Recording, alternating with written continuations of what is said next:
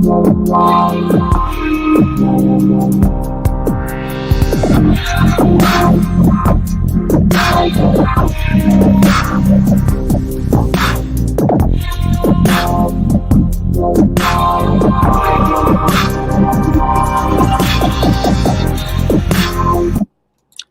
welcome, comic book community. This is Robert, the comic book G-Spot, here again. Welcome to the Witching Hour, the comic book of the hook show. Got something special, a little story to tell you tonight. Now that I got you with the hook, it's time for a book. Wow, some little golden age action here. This is Mysterious Adventures, a thrilling tale of suspense. This is a golden age book, you guys. And the cool thing I like about this book, look what it says. It says you're next, and then right there in the bottom, the horror of the flamethrower. Now, what this guy is yelling at right here, this is a story about his wife was cheating on a guy, or cheating with some guy, and he caught him, and got pissed and threw him in a furnace. He's burning him alive. It's kind of a dark story, but this book came out in 1953. On the CGC census for a 3.0 went for $345 for a 3.0. The last one sold back November 9th, 2018. They're extremely rare. A raw copy of this goes for about $250. So yeah, it's a beautiful book. Now that I got some more special guests for you guys, a couple big surprises. First, Jeff, my co-host. What's up, guys? Since we got you with the book, let's get you with the hook. It's the Venom number 20, and it's the conclusion of Absolute Carnage. Actually, Eddie actually finally told his brother that it's his son. So now they actually know that he actually knows that he's Eddie's son. So that's pretty cool. So now we're getting ready for Venom Island, so that's good. I'm gonna be pretty excited to see what's going on there. So that's my book. Let's see who else we got on the panel today. My special guest tonight, we have none other than George, D-Runk Comics, my neighbor. Hey, what's up? I'm George from D-Runk Comics, and now that I got you with the hook, let's show y'all a book. Boom. Nice. Just got this in the mail the other day. Absolute Carnage number 1. This is a Mark Bagley 1 in 100 variant cover, signed by Mark Bagley and Randy Emberlin, the inker. And fun story about this book. Well, two fun stories about this book. One, this was the original cover that they tried to go with for the first appearance of Carnage, ASM 361. Wow. They got rejected by Marvel. I didn't know that until I talked to Randy Emberlin. When he told me about it. But also when it got graded with CBCS, they realized that it was a manufacturing defect with this book, and it came with 2 digital code stickers inside. So kind of a rare little manufacturing error variant. So yeah, there's my book. Very cool. Thanks for having me on. Absolutely. We'll be talking in a minute here. And my next guest for tonight is none other than one of my good buddies. His name's Sean, Stay Puft, 1983. Brother, how you doing? What is going on, Robert? And now that I've got you with the hook, it's time to show a book. I got this from Steve Whiting today. This is Thanos number 13 variant. This is the 3rd printing, first appearance of the Cosmic Ghost Rider. Definitely got to give a shout out to Steve Whiting for AOKing this to me. Great hanging out with that guy. Mm-hmm. Yo, Steve, you're the man, brother. That's awesome. That is an awesome book. I like that too. Yeah. So, welcome everybody. Welcome, gentlemen. Like we have on our every show, talk about whatever you want to talk about. I have a couple questions for D-Runk, which I think I find fascinating. I'm noticing that are you switching away from CGC, or are you sticking with CGC? I'm gonna do both. Okay. Sorry, I got my cat's getting into some You're comic good. books. No, I'm gonna do both. It's just right now, like my biggest problem with CGC is the turnaround time. Yes. And I got this book, for instance, got pressed and graded and then back on my doorstep in 19 days flat. Wow. The funny thing about CBCS is that thing's the pressing is in Clearwater. Yeah. So Yeah. it went to Florida, and then Yeah. it went back to Dallas, and then it got graded and it got shipped to me, and then Thanksgiving happened, and then it got delivered on the Friday after Thanksgiving. So, this, and I got a couple other books from them too. But Absolutely. I'm sorry on that, by the way, what you just were talking about. That's the book you were just talking about, right? Yeah, no. And Randy Emberlin was I was looking more forward to meeting Mark Bagley, but Right. Randy Emberlin was the star of that show for me, in my opinion. He was just, he loved talking about comic books. He was the inker for the original, or the first appearance of Scarlet Spider, who's my favorite comic book character. Nice. Okay. And he is just been Mark Bagley's like main anchor for most of his like big books that he's worked on. So, Cool. but yeah, just a really good guy. But CBCS really made a fan out of me. I like most of my books are CGC. Yep. That might change. Okay. So, Stay Puff, Sean, can you tell everybody what you and Jeff did today? You're embarrassed. Dude, that looked like so much fun. I would have been in heaven. Yeah, man, we went out hunting.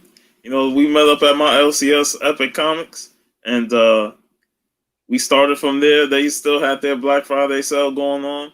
$1 books, 25-cent books. Wow. Man, we raided them bins.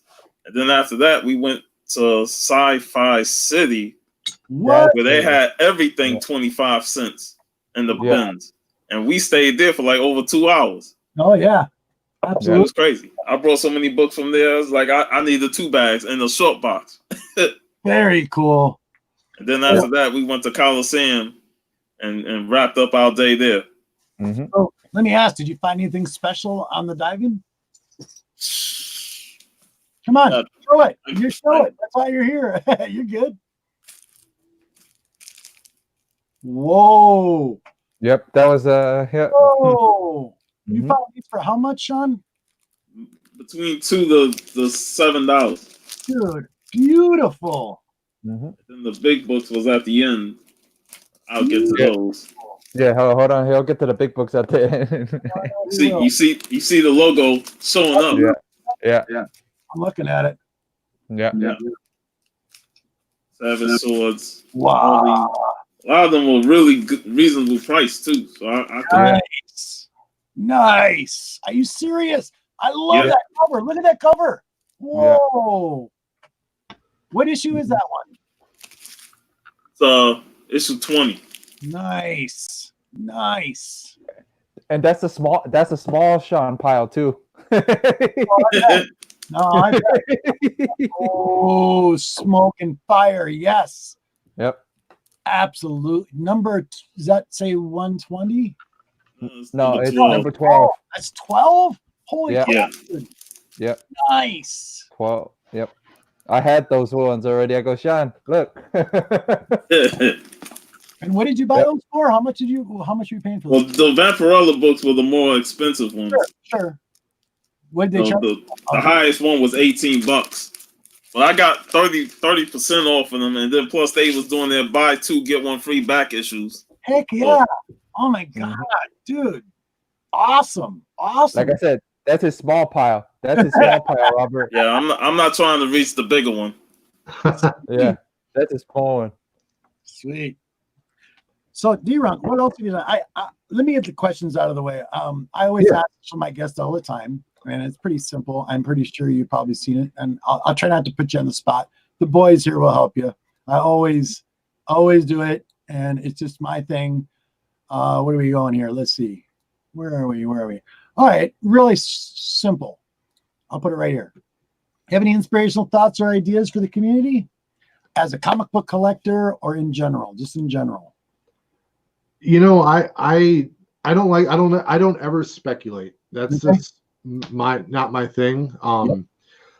Just because someone's going to make their first appearance in a movie doesn't make me want their comic book more, you know? But that does drive the market in comic book collecting. But I've seen people pay $600 for a book that you could get for $150 now. Right. And so I always tell people, man, collect what you love, and be open to trying, checking out new things. But yeah, that's all I do. I no one drives my spec market except for me. Yep. There you go. I like that. That's excellent. It's well said too, by the way. So many people do the opposite, or I don't know. There's a lot of things with, like, what is that one called? CBSI Collector, I think, or something like that. Yeah. No, well, here's the other thing I want to put on top of what I said, though. Sure, go ahead, bud. There's nothing wrong with speculative collecting.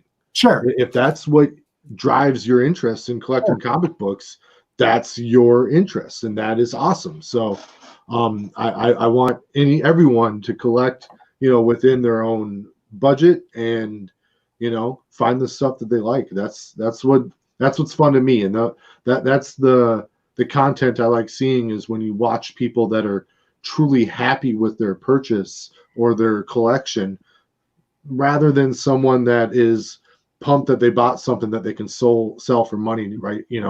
Sure. A week later. So yeah. And I want to say thank you to the chat tonight. We have Sam in there. Thank you, buddy. We got Nina. We got Ben Compton. Hey, buddy, what's up? Thanks for coming. We have Barreline Comics. Thank you, buddy. Appreciate it. Sam. Because of D-Runk. Yeah, I told him I was going to be. We only have 4 watching us, so it's pretty late. Where are we here? Okay, and my last question, and then it'll be on to these 2 gentlemen if they have anything they want to ask you. Let's see here. Last one is, all right, there you go. You pretty much summed it up, I think. What does thinking outside of the box mean to you? Thinking outside of the box, what I mean is not being sheeple, not following everybody when you're doing your own thing. I'll give you an example. Sure. So I told you I was looking really forward to meeting Mark Bagley at the comic book convention, right? Yep. And I wanted him to do a Scarlet Spider sketch for me. I know the story behind this one. Yeah. It's pretty funny. So it looks a little better now that I'll take it. Oh yeah, I see it. I seen it originally when D-Runk showed it. It looks a little bit better now. I colored it in myself, and because I did sign it because I'm part of the artist team on this now. He goofed it all up. Like, he started drawing Spider-Man. Yeah, you were mad about this book. And, to me, it was just a real bummer and a letdown. And, I was so excited to meet Mark Bagley. I'm such a big fan of his. Sure. And, this sketch that was not my favorite thing in the world cost me $100. Oh, yeah. Yep. And so I wasn't happy with it. His inker did a much better sketch for me. Oh yeah. You and I like that. Yeah, he did that one better. Yeah, he did the homage to the Secret Wars. Nice. And I was able to, and he was super fun doing it. Mike Zeck was able to sign it as well, as long as John Beatty. Oh, that's cool. The whole book, it's just one of my favorite books in my collection now. And so to me, I was not even looking forward to meeting Randy Emberlin. Sure. But once I realized that he was a good dude and he was interested in chatting with me, like, I wanted to give him my business, and I was able to quickly let go of the Mark Bagley sketch and try and get something better. So sweet. That's good. Is that Secret Wars sketch variant the same issue number as the original? No, so this is Secret Wars #1. Nice. So that would have been funny if it was the same one. Yeah, no, that would have been good too. So I went back there because I was wanting to get this done. I had Kevin Conroy sign my Batman animated series comic book, and I had to wait for like 3 hours for him to show up. And I was sitting there and I was all, mad about my sketch. And I was walking around looking for a good blank cover to do a Scarlet Spider sketch on. And I couldn't find one until I happened upon the Secret Wars one. And then it popped into my head, like, oh, he could do the Secret Wars 8 pose for me. And then CBCS was really cool because they actually recommended the artists that colored them in, and said, hey, get some color in there too. And they had to walk me back and forth from getting all the color put into it and all the different signatures on it. But yeah, that was one of the reasons why CBCS was really cool to me is, they suggested the color, and then they had to do a bunch of extra legwork. They didn't get any extra money off of it. Right. They just had to walk around more, and so yeah, that was a cool experience for me. Love it. That's great. Hey, D-Runk, these are like the only sketches I have. I don't know if you've seen them. Oof. Oh, I like that one. Batman Shadow by the franchise. And then this is my prize. Wait a minute, bud. Oh. Nice. Oh, yeah. Nice. Yeah, this was done by Brian Stelfleet. Very, very nice. So, I'm hoping to get one done at MegaCon this year. I mean, next year. Too. Yeah. Yeah, I'm going to C2E2, and that's my main goal. Is I'm not looking for any specific book or signature. I'm going to go around and try and find the best possible sketch. Like getting that Scarlet Spider on that Secret Wars book has just changed my focus. Like that's what I want. I want custom covers that I thought of that someone else draws for me. And the famous artists you're getting artists from, right? Do you do anything? Do you do any get any art done from like public people, like artists? I'm open to it. Like Comic Books NYC recently got a really awesome sketch from an artist I'd never heard of before. And I'm now doing a commission from that guy. Cool. So I get what your feeling is too about the books, because I'm on a mission. I'm gonna get 4 blank Morbius covers because Morbius is one of my favorite characters, and there's 2 gentlemen in the community that I'm gonna have them do 2 versions in their own mind of what Morbius should look like on the cover. Nice. And we're gonna do a little contest on it. So 2 gentlemen in the chat. And now their link descriptions always in all of my channels. It's on the very bottom. One is Jim Boatwright, and the other one's The Art Chemist. If you haven't checked out any of his work, it's really good. Art Chemist is awesome because he's kind of like, how do I explain art? He's kind of like a, not graffiti, I won't say graffiti, but when he does art, he doesn't, that's Jim Boatwright there. Look at that. Oh, yeah. No, he did a nice sketch for Comic Get 84, too. I think it's smoking. I'll put it back up after the show.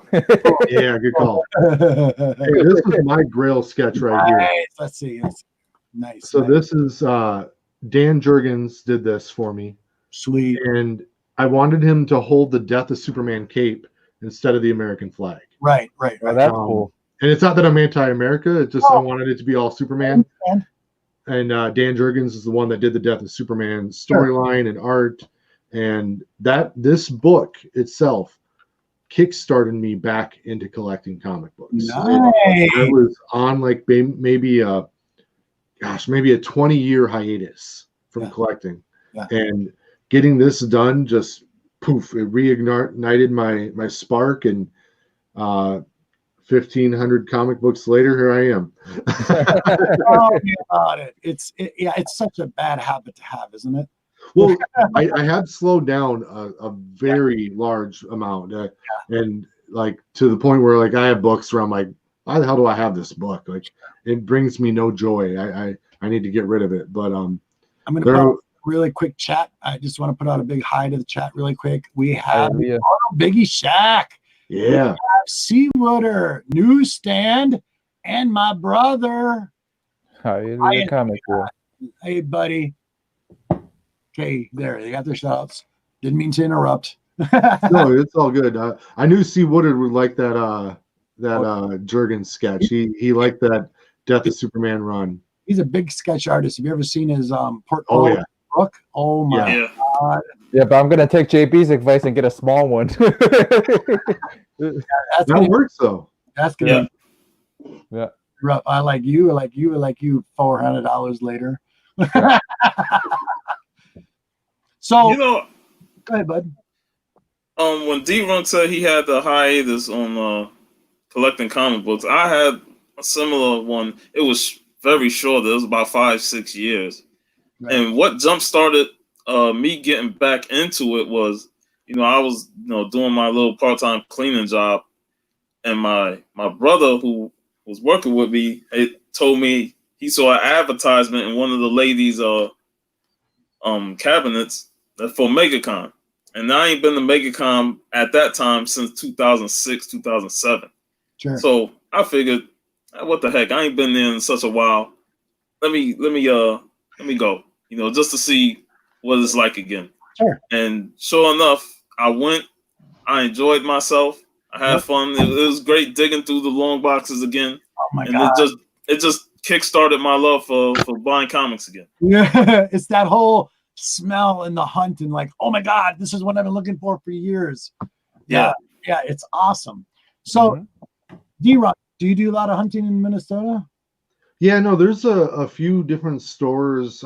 There's the Comic Book College. Still around, the one over on Uptown? Yes, but it moved. Where did it move? To not Uptown. It's still in Minneapolis, but not Uptown. So that's the 85-mile one away from you, Robert? Yeah, the closest one to me is 87 miles. That's Claire is the closest one. Otherwise, you got a lot of like antique shops and stuff, but they barely have anything. But no, it's a good shop. And then but most of my hunting I really just do on eBay. Yeah. I look for a book that I like, and I know how much I'm willing to pay for it. And if I get outbid and it wasn't the right price, then I'm good with that. So. Exactly right. It doesn't hurt your feelings. That's what I say. Yeah. It's like tonight. It's like I've been just doing these auctions slowly, but I'm not gonna just like give away books. I'll give books away as an AOK to my friends.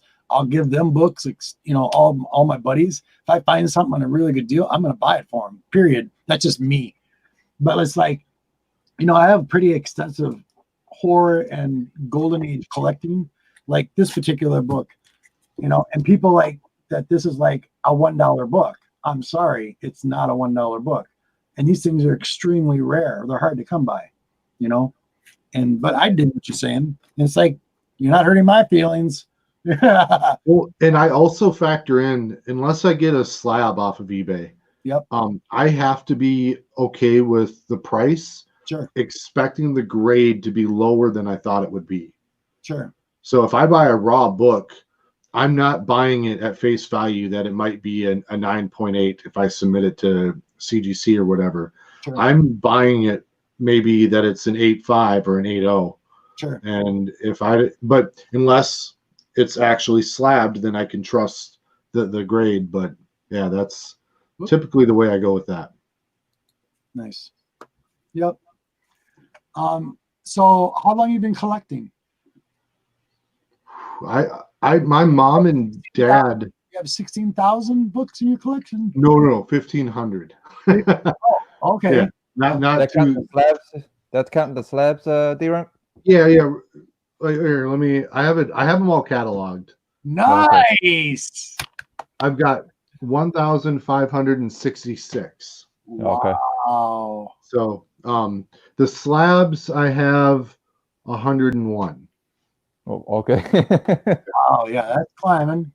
Well, and I use I hate showing my phone to the screen here, but I have the CLZ app on my phone. I got that too. And they recently upgraded it, and now they want you to pay for some features and whatnot. But to me, it's worth it. It connects you right to Go Collect.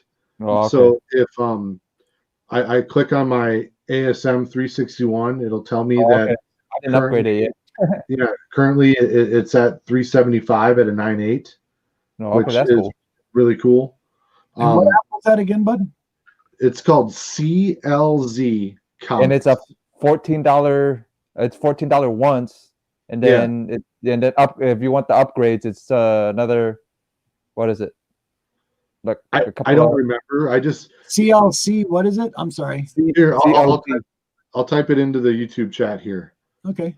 so everyone can see it. CLZ Comics. It is on iPhone and Android, but it's to me one of the problems I was having is I was coming home with doubles, and now I don't buy a comic book unless I always have my phone on me, so I don't buy a comic book unless I make sure that I don't have it, or unless I'll get a double maybe if it's something where I'm trying to upgrade the quality on it. But sure. Steven Spock, welcome. That's brother. why I split mine in two. I split mine on the wish list and then mine on my normal list. Yeah. So it makes it easier. Do you guys have any questions for D-Ronk, or you have any questions for me? Actually, I got one. Go ahead. Yeah, ask me the question. Yes. What? Yeah, what started you on YouTube? That is a good question. I'm really into cell phone technology and whatnot, and I wanted to be a cell phone reviewer.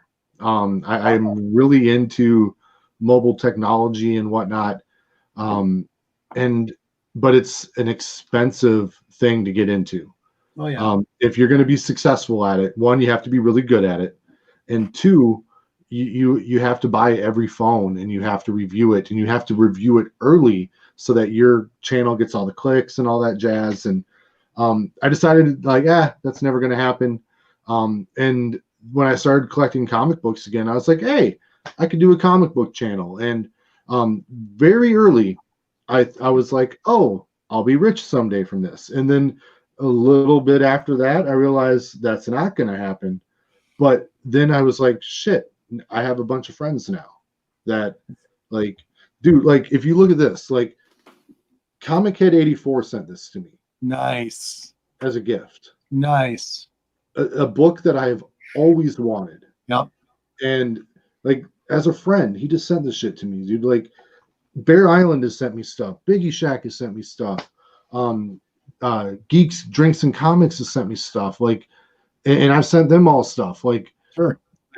But that you can't put a price on a friendship, especially comic book friends. I've got plenty of friends in Minnesota where I live, but none of them give a damn about a comic book. Yep. And about it. The art, the history, everything. It's all of us have our own collective, versions of the way we collect and the stuff that we like.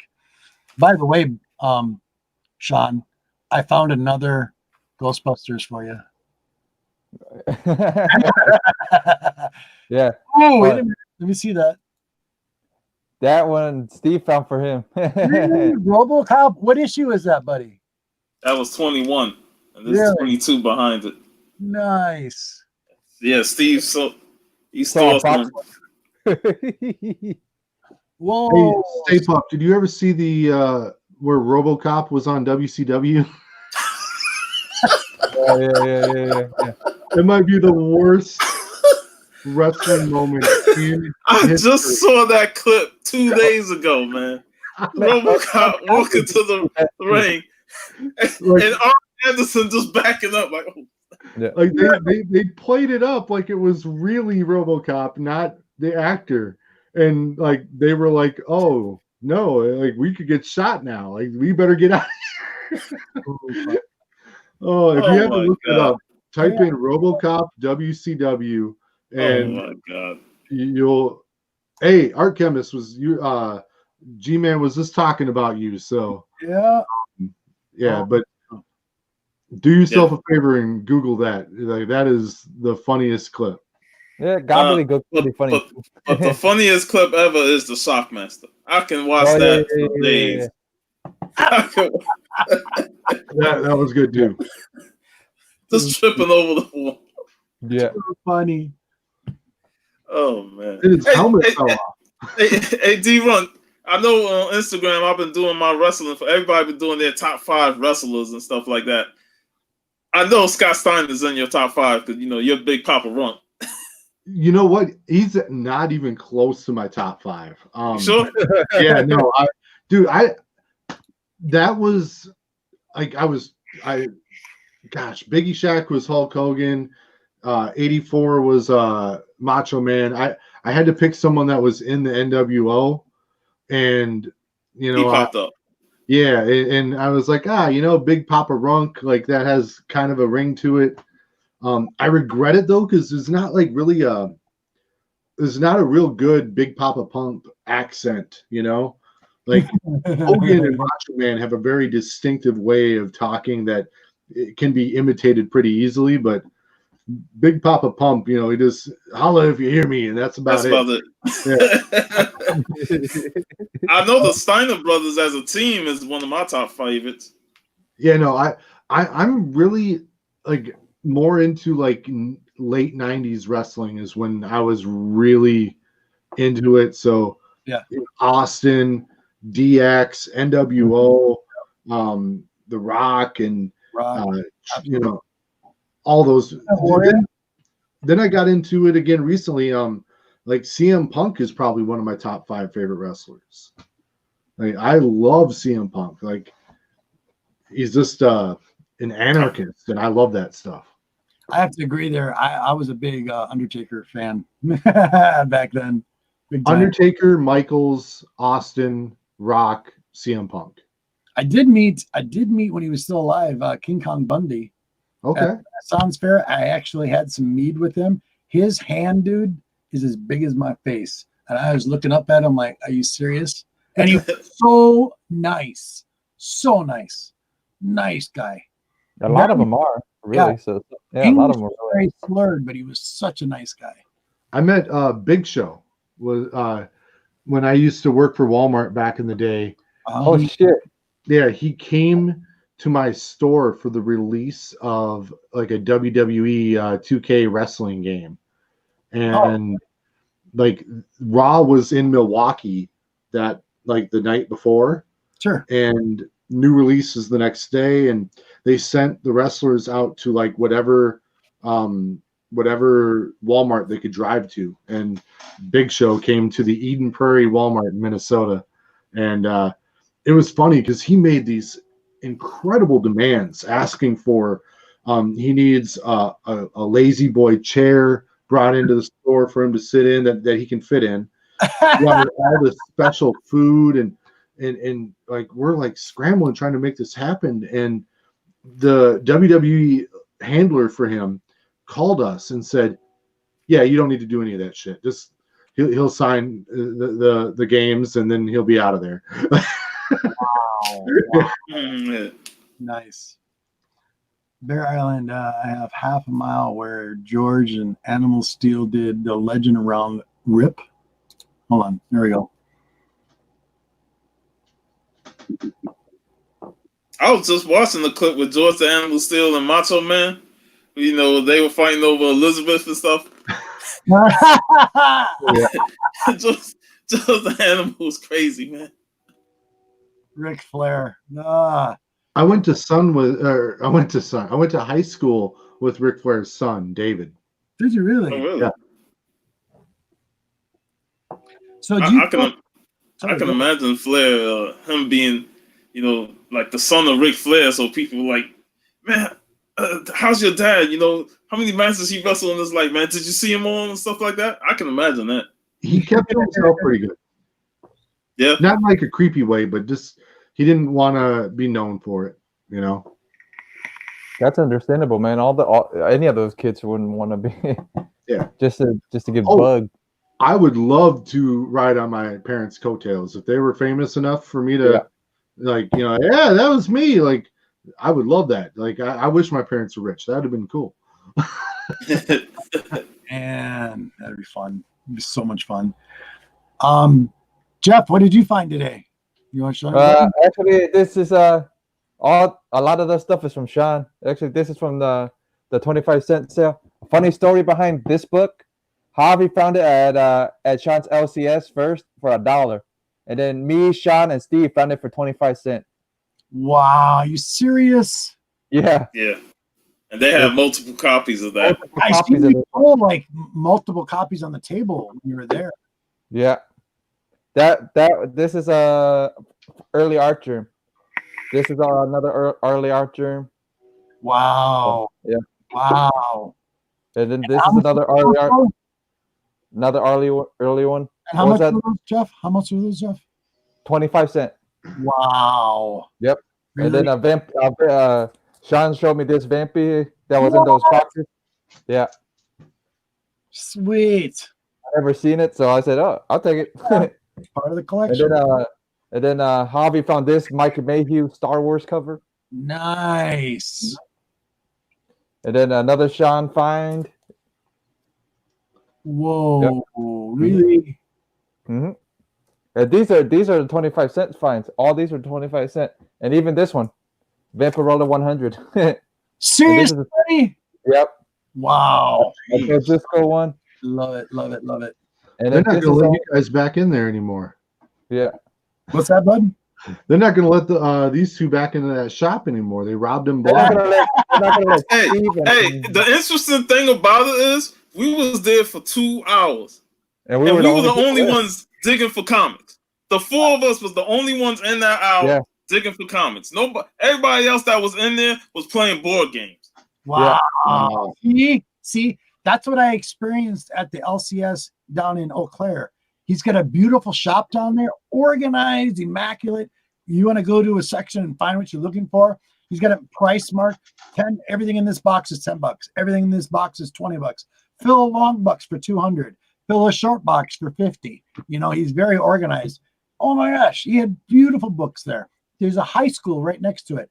The entire middle of the room is full of 6-foot-long tables, and they're playing Magic games. No one's looking at comic books. No one. I'm like, really? Yeah, Sci-Fi City is more known for the board games and Magic the Gathering and stuff like that. Comics is like secondary, maybe even third. Because you know why? You know why? Why? Because you have to read.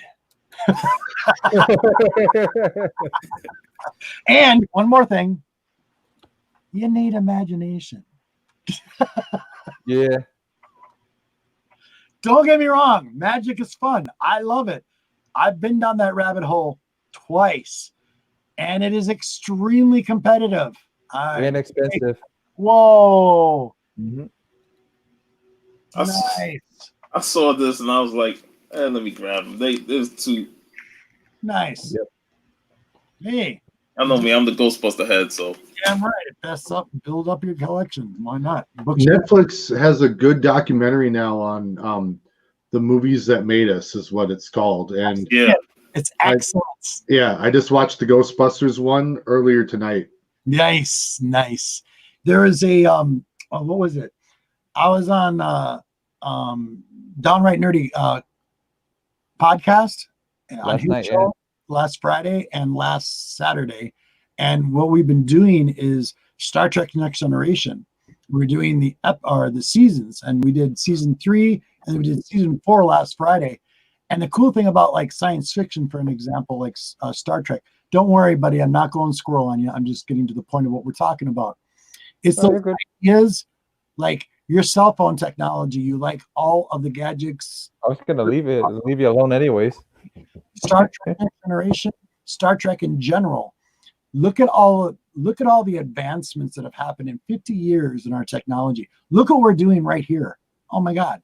You would have never thought about this, like what, 40 years ago? Looking at a screen, seeing somebody from another state. I mean, these two gentlemen here are in Florida. You're in Minnesota. I'm in Wisconsin. Woohoo. Too damn cold. It's ridiculous. I'm getting sick of the cold. Dude, it's been like pure ice. Everything is covered in ice. Same ice here. and water here.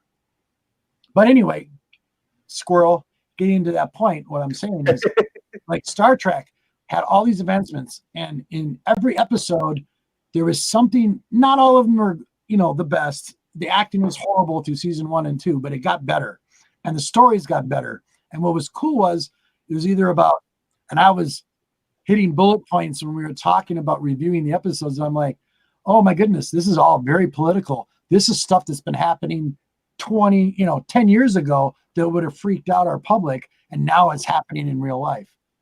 All of these things that have been going on in our world today. especially with technologies and all the advancements. It's pretty fun. And same thing goes for art. Same thing goes for our comics. Look who we have to thank for all of our comic book, our artwork, our ideas, all that stuff. That's, oh my gosh, you know what I'm saying? Makes sense what I'm talking about? Absolutely, man. And what's crazy now is, like, think of, like, I went through a phase recently, where, like, you're showing your mom and your dad how to use their cell phone, and like I'm wondering, like, what I'm going to have to be taught how to do when I'm, in my 60s and whatnot. Like, it's already creeping up on me, and not the 60s part Can I of ask it, you a but question? How old are you? I'm 37. Oh my God, you guys are babies. I'm freaking 54. I feel like a turd. I'm a year younger than D-Runk. Yeah. I'm the youngest one here. I'm 32, 33. I have a question that popped up, and I can answer this. Art chemist, but he wants to know what's your favorite Star Trek character and ship. My favorite Star Trek character of all time was my idol. I got autographs of almost all of them. Was Leonard Nimoy, because I got to talk to him for about 20 minutes. Spock, the original character. And then my favorite ship of all time will always be, and I don't know why, it's probably because of the history, is the Excelsior. And the reason why I do that is because it's science again. I mean, look at what they talked about here's an example. In one of the episodes I watched last week, they talked about nanotechnology, little computers that are fixing stuff. We're already doing that in our science labs that can actually fix something in your body. A program, a robot that's actually in your body. That's creepy when you think about it. Yeah, we can think Skynet control and Terminator and all that crap, but it's being used. That's all I think. Kaiwaka right away. The Borg. Yes, the Borg. But anyway, that's it, like I said. But you see what I'm saying. I need to get back on my Star Trek, man, because Next Generation was my introduction to Star Trek when that started. And I have all the seasons digitally. Yeah. So I watched seasons 1 and 2 of Star Trek probably last year, but I need to get back on watching that. The Next Generation. The only good ones of the original are like first season especially was Q, another character I actually met, John Delancey. He played that superhuman being. He was awesome guy. And he shows up in the episodes periodically, but Star Trek Next Generation doesn't really take off until you get into like season 3. Yeah, there was like a couple, like maybe 1 or 2 good episodes, and then you got a couple of stinkers here and there. And the only reason why I'm talking about it is because there's going to be a new show called Captain Picard, and I think it's coming out in January. So all of our episodes are basically focused around Picard. What makes him so special? Why would they do a show just about Picard?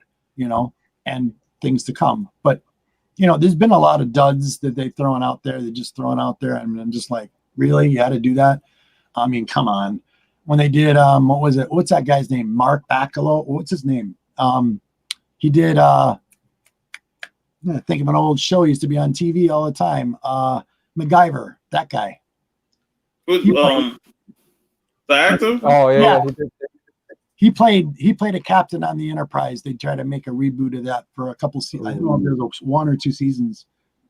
Yeah, Enterprise. Yeah, and it was okay, but it wasn't. You talking about the Enterprise captain? I think of him more from Necessary Roughness, if you remember that movie.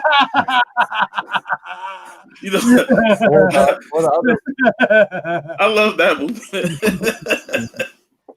Exactly. Jeff, can you let me see here. Let me try to do something really quick. Okay.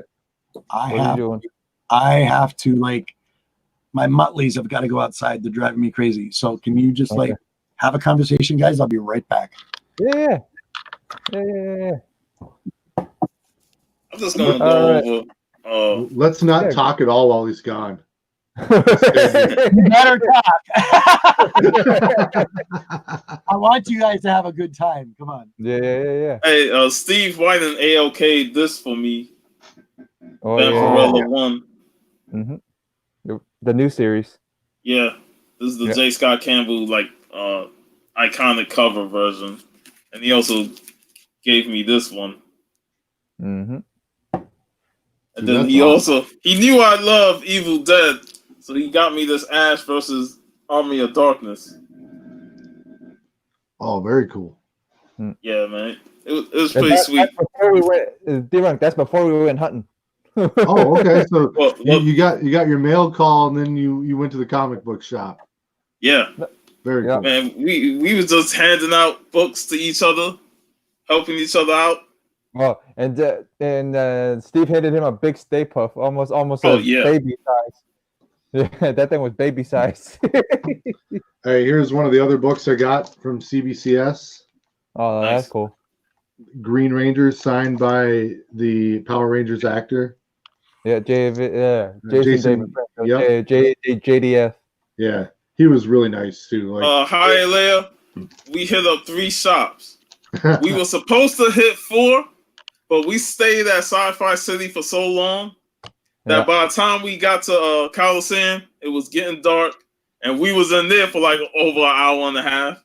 Yeah. So, and after that, we like, nah, we're not gonna go to the 4th shop. And plus, Steve got a new nickname, U-Turn Steve, because he kept getting lost and U-turning all over the place, man. Yeah. No, our GPS kept U-turning us too. Spider 23, how you doing, buddy? Steve and U-turn Steve now. Yep. Yeah, I hope he put his name in when we do Silver Age Sundays, U-Turn Steve. Because didn't he have to U-turn to get back to the highway when y'all was following me? Yeah. I was like, Steve, what are you doing, man? You just passed the highway. Yeah. Nice. Wow, I'm surprised Hialeah's up. This is awesome. Yeah, no, it's almost 2:00 where he's at. Thank you. It's 2:00 where you guys are at. Yeah. Just a few more minutes, you guys. A few more minutes, and we're almost done. So your favorite character, George, is, you said Scarlet Spider? Yeah, Scarlet Spider and Superman are a tie for me. Superman and Spider. Okay, cool. I don't know why Scarlet Spider has just stuck with me over the years so much. He, I think it's kind of an interesting clone story. Not that the Clone Saga was good. That's not where I'm going with that.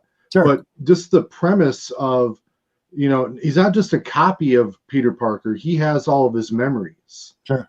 So he thought he was Peter Parker, and then to one day wake up and realize you're not, and how to cope with that, and that's a really cool dynamic for me. And I don't know, it was just a good story for me. I always enjoyed it, and he literally has my all-time favorite comic book costume. That is just my favorite costume in comic books.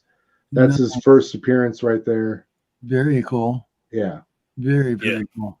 I think I paid like $2 for that back in 1997. Yeah, I did not buy it back in 1997. But this was when Midtown Comics first opened up when I was in New York. So I went up there and I was able to get some of the Clone Saga. He was the best thing about the Clone Saga in the 90s. Like, that storyline was just garbage. But he was the only character that kept me going back. Yeah, no, I didn't really care for Spider-Man until I started reading the Clone Saga, and I eventually gave up on it. It was too long. And then, gosh, he's been in and out of the comic books over the years since then. He had a really good 25-issue run back in 2017 where I read every issue of that, and I thoroughly enjoyed that. That went from like a grounded street level Spider-Man to, by the end of it, he's fighting Mephisto, and everything in between that. It was just really, really good. Nice. So, do you just like DC and Marvel then? Yeah, I get into a little independence, but not a ton. It's funny because tonight it was hilarious. I was participating in an auction, and what is it? Everybody knows. I just brain farted, and he had a whole monster series, and he's like, "This is a G-Spot Galvin comic book haul."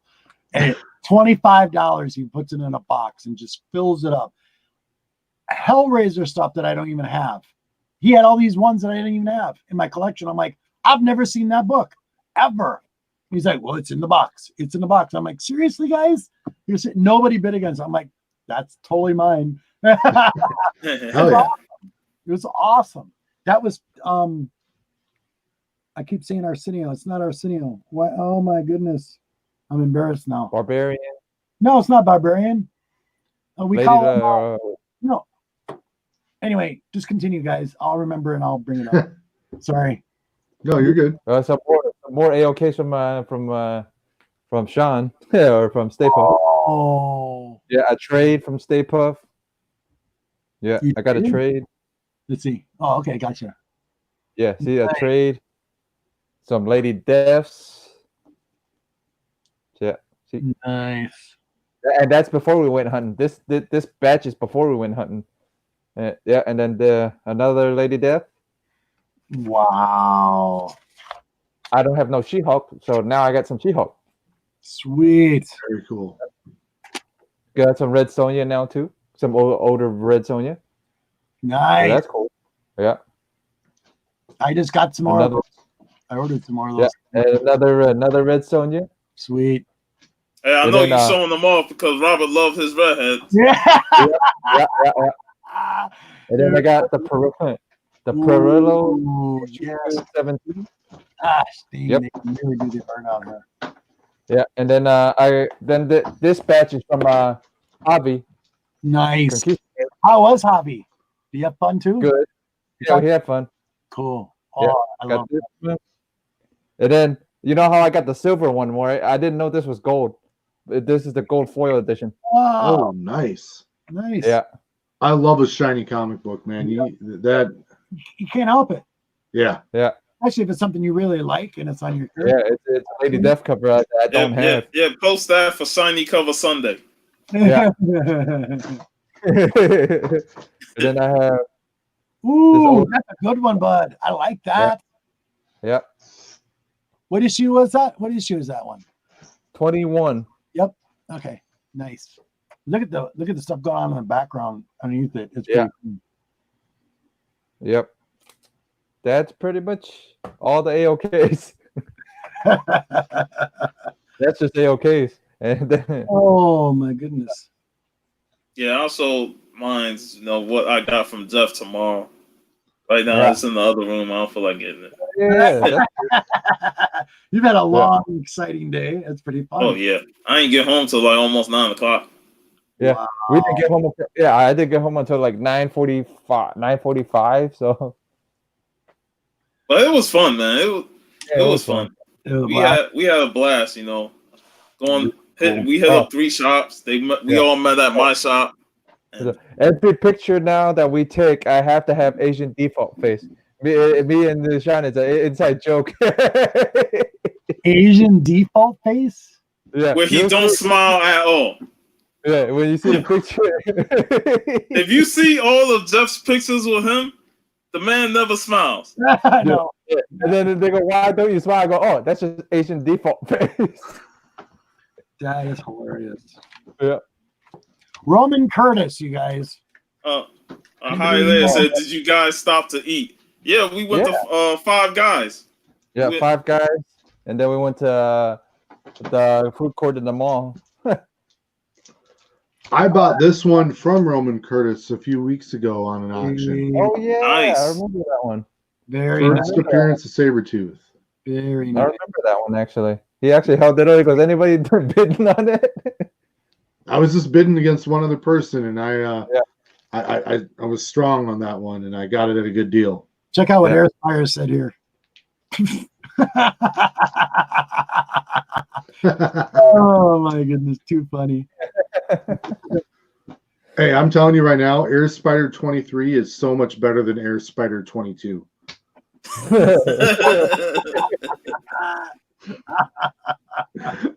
Nice, nice. So what will happen when he gets the Air Spider 24? Will he be better than 23? No, no one's better than 23. 23 is the greatest of all time. So wait a minute. You talking about Michael Jordan? Yeah, baby. Oh Lord, man. Come on, man. Come on, man. You know how many nightmares I had to deal with that man? I'm a Knicks fan. You know, I grew up in New York, so we suffer so many losses to Michael Jordan. It's like whatever. I'm a Timberwolves fan. So yeah, y'all suffer first round exits a lot. Yeah. And I remember the Kevin Garnett years. Oh man, that is my all-time favorite basketball player. Like Kevin Garnett, I like Garnett so much that I was a Boston Celtics fan primarily when he went to Boston. Like I was rooting for the Celtics to beat the Timberwolves when the Celtics came to town. Like that's how much I like Garnett. That's my favorite autograph I have in my collection. If I'm going to be really honest, I got a autographed rookie card from him when I was in 8th grade, and that was like probably the happiest like I could have ever been in my life. That was cool to meet him. Yeah, I forget that we was in high school when that man was playing basketball, and he came out of high school. Yeah, no, yeah, he just remember Chris Humphreys? I went to high school with him. He was married to Kim Kardashian for a few minutes. A little bit. Yeah. Man, like watching him in his senior year go from he's just so good. I mean, he's not like an all-time great player or anything, but he was good enough to get to the NBA and get drafted in the first round. Like that guy was just like he wouldn't even let me dribble the ball. Like when he was really like trying, like I couldn't even dribble the ball. It's like, this is stupid. I'm not playing with you anymore. Lakers fan. You know what I have to deal with so much in New York? Man, I was like, how the hell can you have all these New Yorkers be on the Jordan bandwagon? I go to school with my Knicks gear on, and I'm getting chastised, man. I'm getting criticized. I'm like, oh, Knicks suck. Why are you wearing that, man? I'm like, we're in New York. What am I supposed to root for? I don't want to root for Jordan. That's Chicago, man. I'm a New Yorker. Then the Lakers start winning with Shaq and Kobe. Everybody a Laker fan. I'm like, you bunch of bandwagon jumpers, man. Like, get out of my face, man. I can't stand them, man. No, I stick with my teams, and with the exception of the Celtics thing, that was because of Garnett, though. Yeah, I'm a Vikings fan, and that sucks. And hey, everybody said Knicks do suck. They suck now. They've been sucking for the last almost 20 years. At least in the 90s, they were still a respectable team. Yeah, no, the Knicks franchise is the worst run in pro sports. And that's not to like start shit. I'm just saying, like, they're the Knicks. They play in Madison Square Garden. Like, you should have the best players there. Like, what are you doing? Ownership, man. It's frustrating. Like a market like like New York, they should be untouchable or always relevant at least. But it's sad, man. Yeah, it really is. And I was rooting for them the year that they were the 8th seed and they went to the finals against the Spurs. Like I loved Allen Houston. That was one of my favorite players back then. Bernard King, baby. Yep. Yeah. So D-Runk, getting back on the comics a little bit. What is your holy grail out of your collection? Out of my collection, everything. Beats or do you have it yet? Well, no, the one that I want the most, I don't have yet. That's X-Men #1. Okay. But the biggest book in my collection is very nice. I got that out of the grand prize from that Spider-Man booth. Wow. Another winner. Wow. Yeah. It was dinner. 7.0 white pages. The fair market value is $2,800, which is that was nuts. But so I won that one. Mm-hmm. I didn't like, other than buying the box, I didn't do anything special to deserve it. But I was really proud of getting this one back from CGC. I submitted this one myself. Very nice. First Carnage, 9.8. Then I had the first Gambit, 9.8. I was really pumped about getting that. Heck yeah. Big fans of both of those characters. So, and then this is just a childhood pick for me. Nice. X-Men Alpha Nice. number 1. This is the gold rainbow prism variant. Wow. Shiny. Yeah, this is extra shiny. And then it's a wraparound. This is what I wish they do more chromium covers nowadays. Yeah. They really kind of stopped doing them, and they're always good for a 9.8, you know. So, but yeah, that's this is one of my all-time favorites. I can show you a chromium. Many people frowned on the chromium covers because it was like a gimmick back. 90s was doing all those gimmicky covers. So when they started doing regular covers again, they wanted to go away from doing all those gimmicky covers they was doing in the 90s. I like gimmicks. All right, Yeah. that's wrestling 101, man. You gotta have the gimmicks, man. yeah. Like, give me a shiny cover, give me a foil hologram, chromium. In not every issue, but big issues. I think it's great.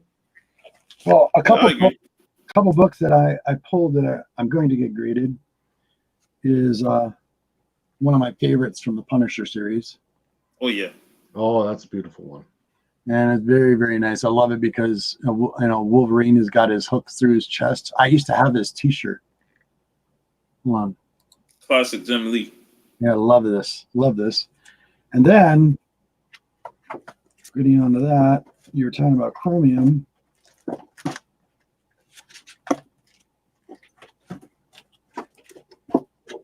Hey, good night. Hi, Leah. Good night, Ivy. Libre. See you, buddy. Yeah. Go back.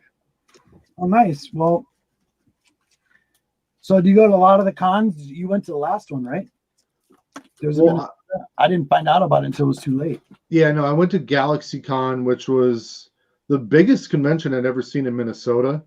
Okay. Other than a few other local smaller cons, I went to Planet Comic Con last year in Kansas City. Mm-hmm. That was a really good time. But yeah, C2E2 is what I'm going to at the end of February, and that's by far and large the biggest con I'll have ever gone to. And I don't think I'm going to try and top that one. I was staying at the hotel across the street from the San Diego Comic Con. Mm-hmm. The day before it opened, and I had to fly home because I wasn't there for the convention. But I definitely wanted to go in there and walk around. All right, getting on to chromium. Sorry, this is one that I'm going to have. Yep. Pretty soon. Well, D-Rock's coming to 2021 MegaCon. Yeah, 2021, baby. Yeah. I wish it wasn't in April. I wish it was in like March when it's still really cold in Minnesota. Yeah.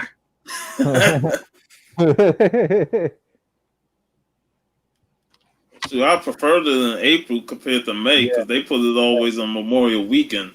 It was hard to get that time off when everybody's putting in for it. Yeah. Ooh. Yeah. Can barely see it. Yeah. Oh, I know. We know what it is. Yeah. Is that a chromium or a foil? It's foil. Okay.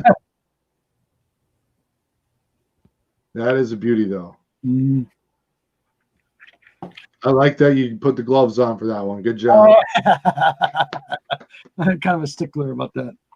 Well, Yeah. then there's some books you could handle without a glove, but a foil cover book, no. Fingerprint. Yeah. Fingerprint magnet galore. Yeah. Yep.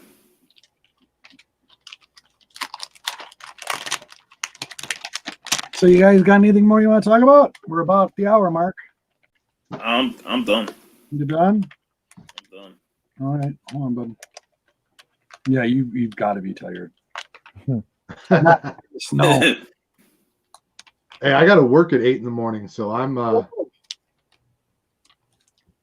But yeah, I usually get about 5 hours of sleep a night, so that's my Norm.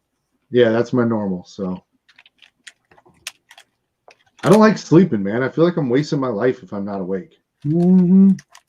I know that feeling. Don't get me wrong. What was it Nas said? Sleep is like the cousin of death. Yeah. Yeah.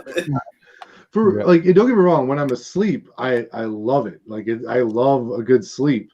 But if it doesn't matter what time I go to bed, when I go to sleep, I'm waking up at 7 a.m. with or without an alarm clock. Yep.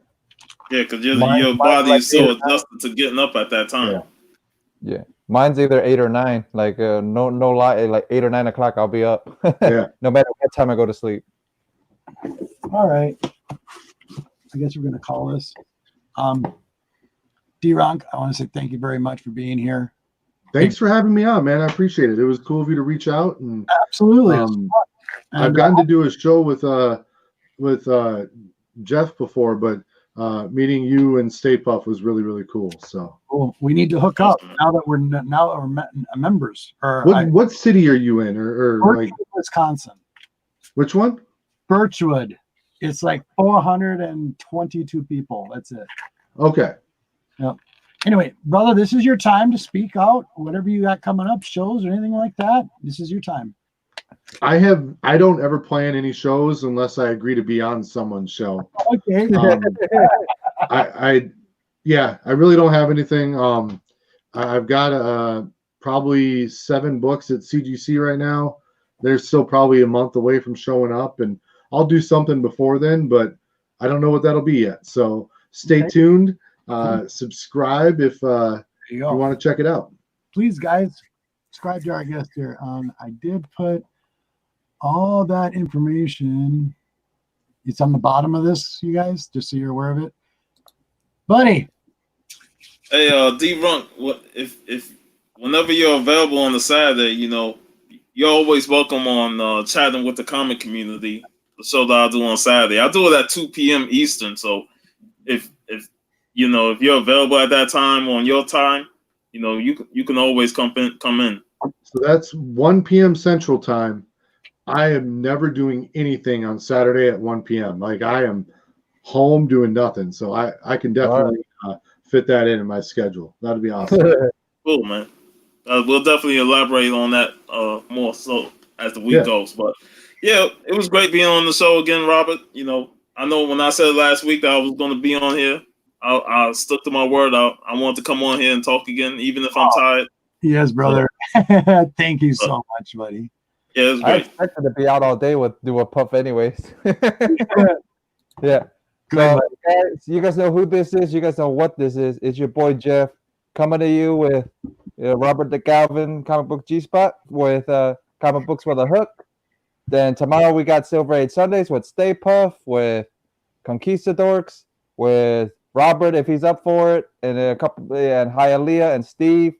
And that's going to be at 2 p.m. tomorrow, since Hobby's leaving at 9 a.m. tomorrow. So it's going to be at 2 p.m., give or take. And then CCW episode 43 drops this Wednesday. And I have Extreme Comic Table with Mylar Madness and a special guest. Don't know who yet, but we'll see. Yeah. Hey, Jeff, just so you know, if this was the Academy Awards, they would have started playing the music on you by now. Yeah, I know. I'm just kidding, dude. You got to do your plugs. I'm playing. I got to get better at it anyways. Anyway, thank you very much. This is the Comic Book G-Spot, Comic Book with the Hook show. My wonderful guest tonight, Stay Puft, Jeff, my co-host, D-Runk. Thank you, all you guys, gentlemen. This was fun. Hope to do this again. Everybody on the comic book community, all their information is at the bottom of this link. Go sub them up. Go check them out. Thank you, guys. You'll learn something. I hope you had fun. Thank you, guys. Peace out. And we are out of here.